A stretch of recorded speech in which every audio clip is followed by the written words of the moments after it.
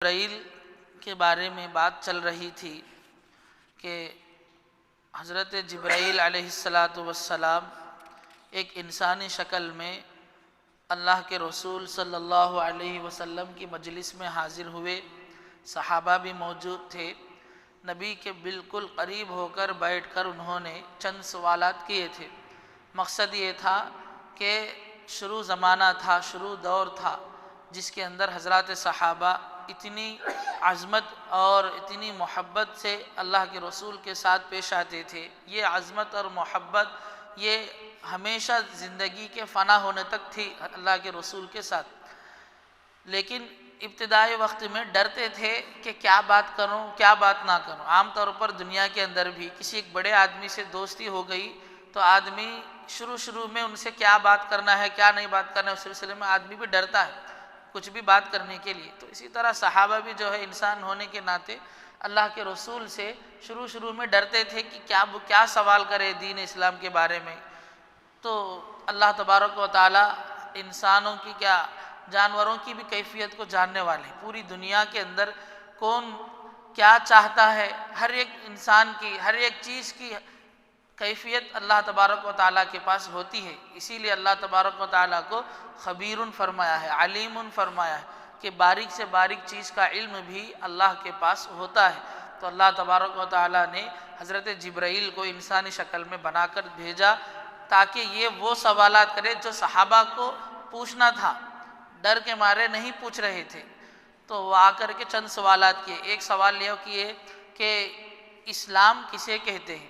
تو اللہ کے رسول نے فرمایا کہ گواہی دینا ہے کہ اللہ کے علاوہ کوئی معبود نہیں، یعنی اس دنیا کے اندر اس کائنات میں عبادت اگر کرنا ہے تو بس اللہ ہی کی کرنا ہے، اس لیے کہ اللہ تبارک و تعالیٰ ہی نے اس پوری دنیا کو بنایا ہے، اس کا نظام بھی اللہ ہی چلاتے ہیں۔ عام طور پر دنیا کے اندر اگر کوئی آدمی کسی کے پاس نوکری کے لیے جاب کرنے کے لیے جاتا ہے تو وہاں پر کس کا حکم فالو کرتا ہے؟ جو اس کمپنی اس نوکری کا جو مالک ہوتا ہے، جو اس کو نوکری دیتا ہے، وہ اسی کا حکم فالو کرتا ہے تاکہ اس کام کے پرفارمنس کو دیکھ کر اس کے کام کو دیکھ کر وہ آدمی اس کی تنخواہ دیتا ہے۔ تو اسی طرح اس دنیا کے اندر بھی پوری کائنات کا جو نظام چل رہا ہے، ہر اس نظام کو اللہ تبارک و تعالیٰ ہی ہینڈل کر رہے ہیں، وہی اس نظام کو چلا رہے ہیں۔ تو ہمیں اگر عبادت کرنا ہے تو اسی اللہ کی کرنا ہے تاکہ وہی اللہ ہمیں کل قیامت کے دن اس عبادت کا بدلہ دیں گے۔ اگر کسی اور اپنے ہاتھوں سے بنائے ہوئے بتوں کی اگر ہم عبادت کریں گے تو جس بت کو ہم نے بنایا وہ بت ہماری کیا مدد کر سکتا ہے؟ جس چیز کو اگر ہم نے کرسی کو بنایا ہے تو کیا کرسی ہماری مدد کرے گی؟ کیا کل کرسی ہماری سفارش کرے گی؟ خود بنانے والے ہم ہیں، تو ہمیں اس ذات کی عبادت کرنا ہے جس نے ہمیں بنایا ہے۔ تو اللہ نے ہمیں بنایا تو ہمیں اللہ کی عبادت کرنا چاہیے۔ تو یہی مطلب ہے کلمہ طیبہ کا۔ تو اللہ کے رسول نے جواب میں فرمایا یہ گواہی دینا ہے کہ ہم اللہ ہی کی عبادت کریں گے، کسی اور کی عبادت نہیں کریں گے۔ محمد جو ہے یہ اللہ کے رسول ہیں، انسان ہیں، ان کو اللہ تبارک و تعالیٰ نے نبی کے طور پر منتخب کیا، پسند کیا، انہیں نبی بنایا۔ اور اس کے بعد نماز، زکوٰۃ، روزہ، حج، یہ جو بنیادی ارکان ہیں اس پر بھی ایمان لانا ہے، اس پر بھی عمل کرنا ہے۔ اب تفصیل کے اندر مصنف رحمۃ اللہ علیہ نے اسلام کے بارے میں سمجھایا کہ اسلام کسے کہتے ہیں۔ اللہ اور اس کے رسول کا جو حکم ہم تک پہنچتا ہے اس کو مکمل طور پر مان کر عمل کر لینا، اپنے آپ کو اس حکم کے ادا کرنے میں حوالے کر دینا۔ اللہ نے کہہ دیا کہ نماز پڑھنا ہے، موسم ٹھنڈ کا ہو، بارش کا ہو، گرمی کا ہو، سفر کا ہو، جدھر بھی ہو، جیسے بھی ہو، ہمیں نماز کے لیے اپنے آپ کو قربان کرنا ہے، نماز پڑھنا ہے، اسے کہتے ہیں اسلام۔ اب اس کے بعد دوسرا سوال حضرت جبرائیل علیہ السلام نے صحابہ کی موجودگی میں یہ کیا کہ ایمان کسے کہتے ہیں؟ تو اس پر اللہ کے رسول صلی اللہ علیہ وسلم نے فرمایا کہ ایمان جو ہے سب سے پہلے اللہ کو ایک ماننا ہے، اور اللہ کے جو فرمان ہے، اللہ کا جو میسج ہے اس امت کے لیے، اس میسج کو، اس فرمان کو یقین کر کے اس پر عمل کرنا ہے۔ پھر اس کے بعد فرمایا اللہ کے جو ملائکہ ہیں جنہیں ہم فرشتے کہتے ہیں، یہ ملائکہ یہ عربی لفظ ہے، تو ان فرشتوں کو بھی اللہ کی ایک مخلوق ماننا ہے، اللہ تبارک و تعالیٰ نے جیسا ہمیں انسانوں کو پیدا کیا، جیسے جانوروں کو پیدا کیا، جیسے دنیا کے اندر درخت کو، زمین کو، آسمان کو بنایا ہے، اسی طرح اللہ نے جو ہے ایک خاص مخلوق جن کو فرشتے کہتے ہیں، ملائکہ کہتے ہیں، اس کو اللہ نے پیدا کیا ہے۔ اب یہ کیا کرتے ہیں؟ خود اللہ ہی فرماتے ہیں لا یعصون اللہ ما امرہم ویفعلون ما یؤمرون، میں جو حکم دیتا ہوں وہ وہی کرتے ہیں، میرے خلاف کوئی نافرمانے والا عمل نہیں کرتے۔ تو ہمارا یہ عقیدہ ہونا چاہیے کہ ہم فرشتوں کو اللہ کی ایک نورانی مخلوق مانتے ہیں۔ اللہ نے اپنے قرآن میں، اپنے کلام میں ذکر کیا ہے کہ فرشتے بس عبادت کرتے ہیں، کوئی اور کام نہیں کرتے۔ اس کو ماننا ہی یہ بھی ملائکہ پر ایمان لانا ہے۔ تو اس پر ایک سوال بھی ہوا تھا، وہ نظر نہیں آتے، اس طریقے کی بات آئی تھی، تو فرمایا کہ جو چیز نظر نہیں آتی اس کا نہ ہونا کوئی ضروری نہیں ہے۔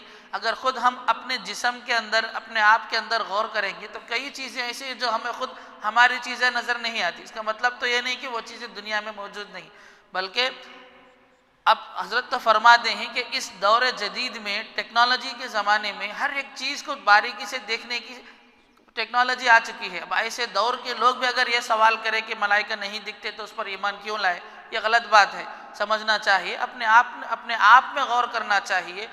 اس کے بعد اس کو سمجھانے کے بعد اسی کے اندر اور ایک بات یہ بتائی گئی، ایک اللہ پر ایمان لانا، فرشتوں کو اللہ کی مخلوق ہے بول کر ایمان لانا، اور اس کے بعد فرمایا کہ تقدیر پر ایمان لانا، ایمان بالقدر، ایمان بالیوم الآخر۔ تیسرا جو جملہ ہے اس کے اندر، آخرت کے دن پر ایمان لانا۔ تو اس کا مطلب کیا ہے؟ فرمایا گیا کہ ہر ایک انسان کو یقینی طور پر، ہر ایک کو یقین کے ساتھ یہ یقین رکھنا چاہیے کہ اللہ تبارک و تعالیٰ نے جیسا دنیا کو وجود میں لایا ہے، ایک وقت میں دنیا نہیں تھی، لوگ نہیں تھے، انسان نہیں تھے، کوئی چیز نہیں تھی، جیسا اس کو ایک مخلوق بنا کر، ایک دنیا بنا کر کے اس کو وجود میں لایا ہے، نہیں سو چیز کو ہے بنایا ہے، اللہ تبارک و تعالیٰ ایک دن کیا کریں گے؟ اس پوری دنیا کو ختم کر دیں گے، پوری دنیا کو ختم کر دیں گے، انسان بھی ختم ہو جائیں گی، دنیا ختم ہو جائے گی، آسمان ٹوٹ کر نیچے گر جائے گا، پہاڑ روئی کے جس طرح روئی ہوے میں اڑتی ہے، اسی طرح پہاڑ اس کل قیامت کے دن ٹوٹ کر ریزے ریزے ہو کر ہواؤں میں اڑیں گے، اور چاند ستارے ٹوٹ کر زمین پر گریں گے، زمین پھٹ جائے گی، ہم لوگ زمین کے اندر دفن ہو جائیں گے۔ تو فرمایا کہ یہ جو قیامت کا دن ہے، اللہ تبارک و تعالیٰ ایک دن سب کو فنا کر دیں گے اپنی قدرت سے، اس کے بعد پھر کیا کریں گے؟ پھر سب کو اپنی قدرت سے زندہ کریں گے۔ زندہ کرنے کے بعد اللہ تبارک و تعالیٰ ہر انسان کے نامہ اعمال کو سامنے رکھ کر اس کے ساتھ جزا کا اور سزا کا معاملہ کریں گے۔ انسان کا نام اعمال سامنے ہو جائے گا، دیکھا جائے گا کہ یہ انسان دنیا کے اندر اللہ تبارک و تعالیٰ کو خوش کر رہا تھا یا ناراض کر رہا تھا۔ اگر ہماری زندگی کے اعمال ناراضگی کے رہیں تو کل قیامت کے دن دنیا ختم ہونے کے بعد جب پھر دوبارہ دنیا بنانے سے لے کر حضرت آدم علیہ السلام سے لے کر قیامت کے دن تک جتنے لوگ دنیا میں آئے تھے، سب کو ایک میدان میں جمع کر کے سب کے سامنے حساب کتاب لے کے فیصلہ کیا جائے گا کہ کون جہنمی ہے، کون جنتی ہے۔ اب سوال یہاں پر یہ ہوگا کہ اللہ کو تو معلوم ہے کہ کون دنیا میں جا کر کس طریقے کے اعمال کر رہا تھا، کون گناہ کر رہا تھا، کون عبادت کر رہا تھا، اللہ کو تو معلوم ہے۔ تو پھر پورے لوگوں کے سامنے ایک انسان کی فہرست نکال کر کے دیکھنا، ان کی فائل پڑھ کر کے ان پر فیصلہ کرنا، یہ تو سمجھ کے باہر بات ہے۔ ہم سنتے ہیں قرآن مجید کے اندر اللہ تبارک و تعالیٰ باریک سے باریک چیز کا علم رکھنے والے ہیں، جب علم ہے تو پھر اس پر سوال کیوں ہے؟ تو فرمایا گیا کہ یہ جو اس وقت میں جو اللہ تبارک و تعالیٰ کا جو عمل ہے کہ ہر انسان کی مستقل ان کی فائل پڑھ کر کے سب ان کو جہنم میں جنت میں بھیجا جائے گا، یہ اس لیے کیا جائے گا، اللہ کو تو پہلے سے ہی معلوم ہے اس انسان کی زندگی دنیا میں کیسی گزری، لیکن پورے عالم کے سامنے اس لیے کیا جائے گا تاکہ اگر وہ گنہگار رہا تو سب کے سامنے اسے ذلت ملے۔ جب یہ فرمان وہ دنیا میں سنے گا زندہ رہنے کی حالت میں، کم سے کم اس ڈر سے بھی وہ دنیا میں جو ہے اپنی زندگی کو بدلنے کی فکر کرے گا، یہ مقصد ہے۔ فرمایا سب ذلت کن رسوائی کن، اسے کل قیامت کے دن جو ہے عذاب ملے گا۔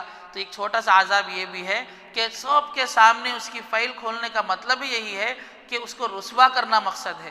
جب یہ فرمان وہ زندہ رہنے کی حالت میں سنے گا تو کل یہ سوچے گا کہ پورے عالم کے سامنے کل میری رسوائی ہوگی، اللہ پورے عالم کے سامنے میرے ہر عمل کا سوال کریں گے، اس وقت میں کیا جواب دوں گا؟ کم سے کم ایسا تو بھی انسان سوچ کر دنیا کے اندر گناہ کرنے سے اپنے آپ کو بچائے۔ یہ مقصد ہے کل قیامت کے دن ہر ایک کے سامنے ہر ایک انسان کی فائل کھولنے کا مقصد۔ یہ مطلب نہیں ہے کہ اللہ کے پاس علم نہیں ہے، اللہ کے پاس علم ہے، انسان کو احساس دلانا ہے۔ اس وقت کا احساس مراد نہیں ہے، احساس اب ہونا مراد ہے، اب سنیں گے تو کل کے لیے ڈریں گے، یہ احساس مراد ہے۔ اس کے بعد ایمان بالقدر کے بارے میں بتایا گیا، اور ایمان بالقدر یہ ہے کہ اس بات پر یقین لایا جائے اور مانا جائے کہ دنیا میں جو کچھ بھی ہو رہا ہے، خواہ وہ خیر ہو یا شر ہو، وہ سب اللہ کے حکم اور اس کی مشیت سے ہے، جس کو وہ پہلے ہی طے کر چکا ہے۔ ایسا نہیں ہے کہ وہ تو کچھ اور چاہتا ہو اور دنیا کا یہ کارخانہ اس کی منشا کے خلاف اور اس کی مرضی کے علی الرغم چل رہا ہو۔ ایسا ماننے میں خدا کی انتہائی عاجزی اور بیچارگی لازم آئے گی۔ یہاں ایک تقدیر کے مسئلے میں یہ بات سمجھنا ضروری ہے۔ تقدیر کے مشکل ترین پہلو کو سمجھانے کے لیے سمجھ سکنے والوں کے واسطے ایک مختصر مگر کافی و وافی اشارہ کر دیا گیا ہے۔ امام غزالی رحمۃ اللہ علیہ نے اس مضمون کو پورے شرح و بسط سے بیان فرمایا ہے۔ حضرت مولانا شبیر احمد عثمانی رحمہ اللہ نے صحیح مسلم کی شرح میں اس حدیث جبرائیل کے ذیل میں امام غزالی کا وہ کلام، اس کے علاوہ امام ابن القیم رحمہ اللہ اور شاہ ولی اللہ رحمہ اللہ سے جو کچھ اس مسئلے کے متعلق نقل کیا ہے، اہل علم کے لیے وہ سب قابل دید اور لائق استفادہ ہے۔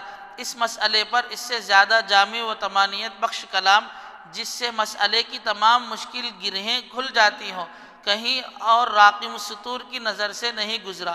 جو اہل علم اس مسئلے کے بارے میں اطمینان اور تشفی حاصل کرنا چاہیں، وہ فتح الملہم کی طرف رجوع فرمائیں۔ چونکہ عام اردو خواہ حضرات کے لیے ان دقیقی مباحث کا سمجھنا مشکل ہوتا ہے، اس لیے ہم نے یہاں ان کا ذکر کرنا مناسب نہیں سمجھا، اور جتنا کچھ سمجھنا ان کے لیے آسان ہو سکتا ہے وہ انشاءاللہ آئندہ تقریر سے متعلق احادیث کی تشریح میں لکھا جائے گا۔ بہرحال ایمان بالقدر، یہ ایک جملہ یہ بھی بتایا گیا، اللہ پر ایمان لانا، اللہ کے فرشتوں پر ایمان لانا اور یوم آخرت پر ایمان لانا۔ اس کے بعد فرمایا کہ تقدیر پر ایمان لانا۔ تقدیر پر ایمان لانے کا مطلب کیا ہے؟ انسان کو دنیا کے اندر نفع پہنچتا ہے، نقصان پہنچتا ہے، جو بھی پہنچتا ہے اللہ کی قبضہ قدرت ہی سے پہنچتا ہے۔ اگر ہم دنیا کے اندر صحیح اللہ کو راضی کرنے والے اعمال کریں گے تو اللہ تبارک و تعالی ہمارے ساتھ اعمال کے جیسا فیصلہ کریں گے۔ اگر ہم ناراض کرنے والے اعمال کرتے رہیں گے تو ویسے حالات اللہ تبارک و تعالی ہمارے ساتھ طے کریں گے۔ قرآن مجید میں فرمایا کہ ما اصاب من مصیبت فبما کسبت ایدی الناس، انسان کے اعمال جیسے ہوں گے اس کے ساتھ ویسے حالات آئیں گے۔ اب اگر کسی کو نقصان پہنچ رہا ہے تو اس کا مطلب یہ ہے کہ تقدیر میں یہ لکھا گیا کہ یہ نیک اعمال کریں گے تو اس کے ساتھ یہ حالات طے کیا جائے گا، برے اعمال کریں گے تو حالات اس طریقے کے طے کر دیا جائے گا۔ تو سمجھنا چاہے کہ ہم اللہ کے ساتھ کس درجے کی نافرمانی کر رہے ہیں، ہم سے کیا نماز چھوٹ رہی ہے، یا ہم کسی کو جھوٹ بول رہے ہیں، یا ہم کیا کر رہے ہیں، ہماری زندگی میں اللہ کو ناراض کرنے والا کون سا عمل جاری ہے۔ ہمیں اپنی زندگیوں میں ٹٹول کر اپنے آپ کو اس غلطی کا احساس کرا کے اللہ کے سامنے معافی مانگ کر، اے اللہ ہم آپ سے معافی مانگتے ہیں کہ ہم سے فلاں گناہ ہو گیا ہے، اس بنا پر آج ہمارے ساتھ ایسے حالات ہو رہے ہیں، آپ ہمیں معاف فرمائیے اور ہمارے حالات کو بدل دیجئے۔ اس طریقے سے ہمیں اللہ سے دعا مانگنا چاہیے۔ ایک واقعہ بتا کر اپنی بات ختم کر دیتا ہوں کہ حضرت علی رضی اللہ عنہ کے بارے میں کتابوں کے اندر واقعہ بیان کیا گیا ہے کہ بعض حضرات یہ سوال کرتے ہیں کہ تقدیر میں ہر چیز جب طے ہے تو پھر انسان کو جب نقصان پہنچتا ہے یہ تو پہلے سے طے ہے، پھر اس کو ہٹانے کے لیے اس طریقے کا سوال کرنا، یہ اس پر جواب بتایا گیا کہ حضرت علی رضی اللہ عنہ نے ایک مرتبہ اپنا زرہ جو پہلے زمانے میں جنگ کے دوران پہنتے تھے، حملہ ہوا تو بھی اس کی حفاظت کے لیے، تو حضرت علی رضی اللہ عنہ کیا کرے، نماز کا وقت ہو رہا تھا، نماز کو جانے کے پہلے ایک آدمی کو وہ زرہ جو ہے حفاظت کے لیے دے کر کے گئے۔ وہ آدمی اس زرہ کو کیا حفاظت کرنے کے بعد تھوڑی دیر کے بعد اس کے دل میں خیال آیا کہ اتنی دیر حفاظت کرنے کے بجائے اس کو بیچ لوں، مجھے پیسوں کی ضرورت ہے، پیسے مل جائیں گے، کام بھی ہو جائے گا، بول کر اس طریقے سے بغیر اجازت کے ان کی زرہ حفاظت کرنے کے بجائے لے جا کر کے دکان میں بیچ دیا اور پیسے لے کے وہاں سے بھاگ گیا۔ حضرت عمر رضی اللہ عنہ نماز پڑھ کر جب مسجد سے باہر نکل رہے تھے تو ان کے دل میں خیال یہ ہوا کہ بیچارہ اتنی دیر میری زرہ کی حفاظت کر رہا تھا، اب ایک کام کریں گے، اس کو یہ زرہ تحفے میں دے دیں گے، اس کی کچھ مجبوری ہوگی، وہ اپنی ضرورت کو پوری کر لے گا۔ تو جب ایسا سوچتے ہوئے جب وہ اس جگہ پر آئے جس جگہ پر اس کو دے کر کے گئے، دیکھے تو وہ آدمی غیر موجود ہے، یعنی وہ آدمی وہاں پر موجود نہیں، وہاں سے چلا گیا۔ تلاش کیے، اس کے بعد سوچ لیے میں کیسے بھی اس کو دینا چاہ رہا تھا، یہ آدمی جو ہے حلال طریقے سے چیز مل رہی تھی، جلد بازی کر کے جو ہے ویسے ہی لے کر چلا گیا۔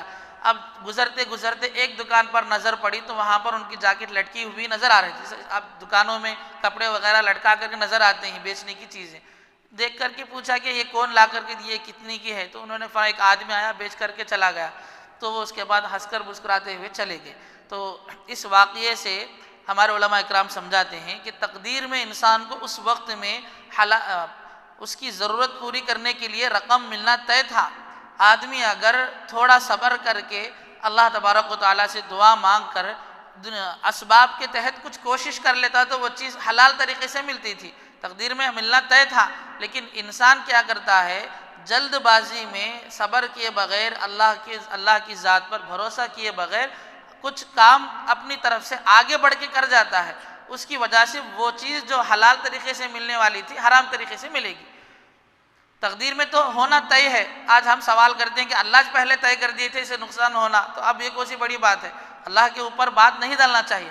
اللہ تبارک و تعالیٰ انسان کے اعمال پر چھوڑ دیے ہیں، نیک اعمال کریں گے تو چیز صحیح طریقے سے ملے گی، برے اعمال کریں گے تو الٹے طریقے سے ملے گی۔ تو آج ہماری کچھ چیزوں کی طرح، ہماری کچھ لاپرواہیوں کی، کچھ بے علمی کی وجہ سے ہم کام ایسا کر بیٹھتے ہیں جس کی وجہ سے جو ہے صحیح حلال طریقے سے ملنے والی چیز حرام طریقے سے ہمارے ہاتھوں پر آ رہی ہے، یہ مسئلہ ہے۔ تو اسے سمجھیں گے تو تقدیر پر ہمارا کوئی سوال، کوئی اشکال نہیں ہوگا۔ اللہ تبارک و تعالی ہمیں تقدیر پر ایمان لانے کی اور ملائکہ پر ایمان لانے کی اور اللہ کی کتابوں پر ایمان لا کر اپنی زندگیوں کو بدلنے کی توفیق نصیب فرمائے۔ سبحان اللہ و بحمدہ، سبحانک اللہم و بحمدک، ونشہد ان لا الہ الا انت ونستغفرک ونتوب الیک۔